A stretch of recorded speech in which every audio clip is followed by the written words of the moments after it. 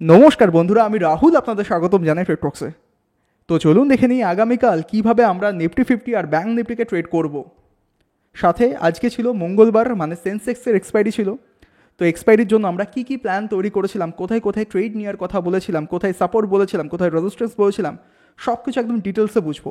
Even আমি আজকে কি করেছি মার্কেটে আমাদের প্ল্যান অনুযায়ী, সেটাও কিন্তু ভালো করে তুলে ধরবো। ওকে, তো চলুন শুরু করা যাক।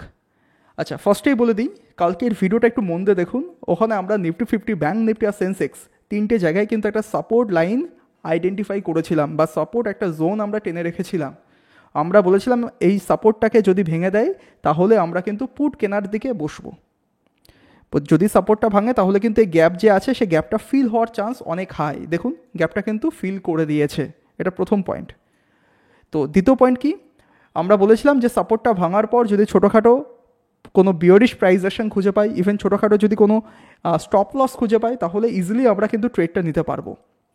বাট প্রথম যে দুখানা ক্যান্ডেল করেছে, প্রথম দুটো ক্যান্ডেল কিন্তু অনেক বড় ক্যান্ডেল তৈরি করেছে, তাই না? তো এরকম রানিং ক্যান্ডেলে কিন্তু ব্রেকডাউন হওয়ার পরেও আমি জানি যে মার্কেটের মধ্যে একটা সেলিং প্রেশার থাকবে, বাট স্টিল কিন্তু আমি যেহেতু মানে রিস্ক টু রেয়ার্ড রেশিও প্রেফারেবল হচ্ছিল না বা ফেভারেবল হচ্ছিল না, তার জন্য কিন্তু আমি এখানে ট্রেড দেখেও ট্রেড করতে পারিনি, ওয়েট করে গেছি।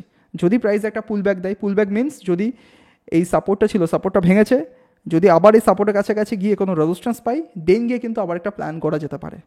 তো কী দেখলাম, এখানে অনেকক্ষণ ধরে প্রাইস টাইম কাটি আস্তে আস্তে উপরের দিকে যাচ্ছে, যেতে যেতে দেখলাম বড় টাইম ফ্রেমে কিন্তু একটা এম প্যাটার্ন তৈরি করে দিয়েছে। এছাড়াও নিজে যে সাপোর্টের ট্রেন্ড লাইন ছিল সেই সাপোর্টটাকেও ভেঙে দিয়েছে। প্রাইস এখান থেকে যদি রিভার্সাল নিত তাহলে বড় কোয়ান্টিটি নিয়ে কিন্তু আমি এখানে ট্রেড পাঞ্চ করতাম। যেহেতু আজকে এক্সপায়ারি, তার উপর দিনের শেষ, মানে লাস্ট 1 2 3 4, মানে লাস্ট 1 ঘন্টা 15 মিনিট মতন হাতে সময় ছিল। তো এর মধ্যে প্রিমিয়ামও বেশি থাকে না। তারপরও আমি অপশান সেলিং করেছি, 81,000-এর কল অপশান শর্ট করেছি এই ক্যান্ডেলটা তৈরি হওয়ার পর। দেখিয়ে দিচ্ছি এক সেকেন্ড। এই যখনই এই ক্যান্ডেলটা কমপ্লিট হয়ে গেল, কী কী ইঙ্গিত পেলাম আমরা, যে নিচের দিক দিয়ে যে সাপোর্টের ট্রেন্ড লাইন ছিল সেটাকে ভেঙে দিল। প্রাইসের অ্যাকশন কেমন, প্রাইস ফল করলো, পুল ব্যাক নিল, আবার ফল করছে। এছাড়াও কি দেখতে পাচ্ছি, এখান থেকে কিন্তু একটা এম প্যাটার্ন তৈরি করেছে। 3-4খানা লজিক আমার কাছে পুরো ক্লিয়ার। আর তাছাড়া প্রথম থেকেই বলেছিলাম যে সাপোর্টের নিচে যদি প্রাইস ট্রেড করে তাহলে অনলি আমরা কিন্তু পুট অপশনের কথা ভাববো। যদি এই সাপোর্টের নিচে ব্রেকডাউন হওয়ার পর আজকে সারাদিনে আপনি যদি কল অপশান কেনার কথা ভেবে থাকেন বা কল বারবার কিনে থাকেন, তাহলে বলবো কোথাও না কোথাও আপনি বারবার ভুল করছেন। কোন জোনে কার প্রেশার থাকবে সেটা কিন্তু বুঝতে হবে। এটা ছিল সাপোর্ট জোন, সাপোর্ট জোনের নিচে কিন্তু সেলারদের ডমিনেট থাকবে, সেখানে বায়াররা কিন্তু অ্যাক্টিভ বেশি একটা হবে না।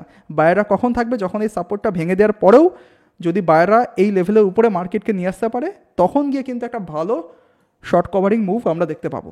এটা কিন্তু ন্যাচারাল একখানা বিষয়। তারপরেও যদি আপনি আজকে সারাদিনে অনেকগুলো কল অপশান কিনে বারবার ট্রাই করেছেন, মার্কেট ফল করেছে, আর কত ফল করবে, এবার হয়তো মার্কেট উপরে উঠবে, তাহলে আপনি কিন্তু ফেসেছেন। আর যদি ফেসে থাকেন তাহলে কোথাও না কোথাও ভুল করছেন, এগুলোকে একটু ঠিকঠাক করুন আগে, এগুলো বেসিক কথা। তো যাই হোক, এই ক্যান্ডেলটা তৈরি হওয়ার পর দিনের শেষ সময় এসে আমরা 81,000-এর কল অপশান শর্ট করেছিলাম। ভালো একটা প্রিমিয়াম ছিল না, যে খুব ডিপ একটা প্রিমিয়াম পাবো দিনের শুরুতে, সেরকম ছিল না। তো একটা ছোটোখাটো প্রফিট নিয়ে আমি বেরিয়ে গেছি।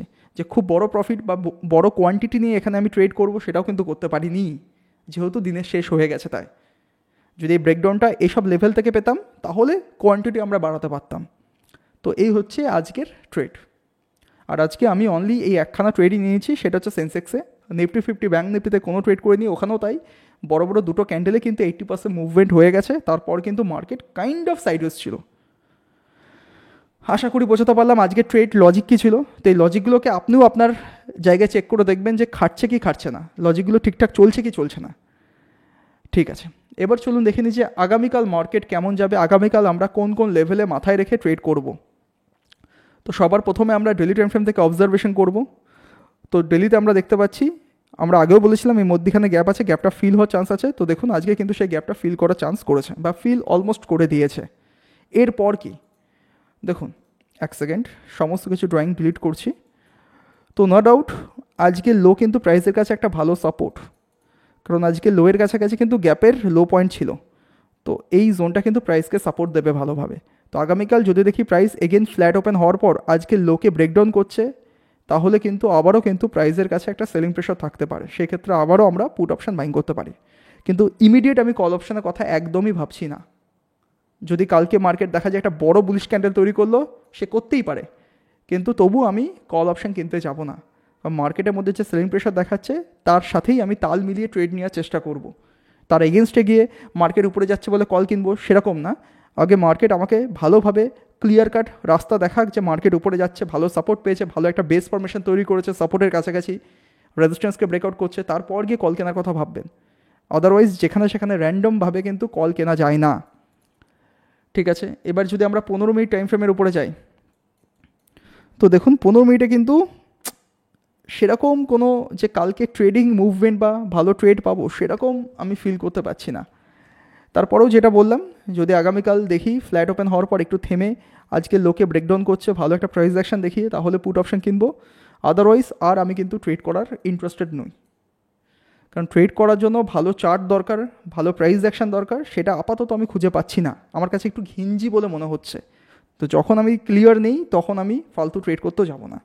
ফালতু ট্রেড করা মানে কিন্তু লস। ওকে, তো নিফটি 50-তে আমি এই একটা ট্রেডের কথাই ভাবছি। ফ্ল্যাট ওপেন হওয়ার পর যদি প্রাইস অ্যাকশন ভালো পাই তো সেলিংয়ের জন্য ট্রেড নেবো, যেহেতু মার্কেটের মধ্যে কন্টিনিউ সেলিং প্রেশার রয়েছে, তো তালের সাথে তাল মিলিয়ে আমি কাজ করব। ঠিক আছে, এবার দেখে নিই ব্যাঙ্ক নিফটি কী বলছে। সবার প্রথমে আমরা ডেলি থেকে বোঝার চেষ্টা করব। তো নো ডাউট ব্যাঙ্ক নিফটির মধ্যেও কন্টিনিউ সেলিং প্রেশার রয়েছে। তারপরে যদি ট্রেড নিতে হয় তাহলে বাদিকে সেভাবে কোনো সাপোর্ট স্ট্রং আমি খুঁজে পাচ্ছি না। নো, ব্যাঙ্ক নিফটি তো আমার কাছে খুব একটা সুইটেবল লাগছে না। মানে কালকের মার্কেট একটু ট্রিকি হতে পারে, খুব সাবধানে ট্রেড করবেন এইটুকুনি বলবো। কালকের মার্কেটে কিন্তু আজকে যে একটা সেলিং প্রেশার দেখিয়েছিল, কালকে হয়তো মেবি একটা ভলাটিলিটি মুভমেন্ট দেখাবে।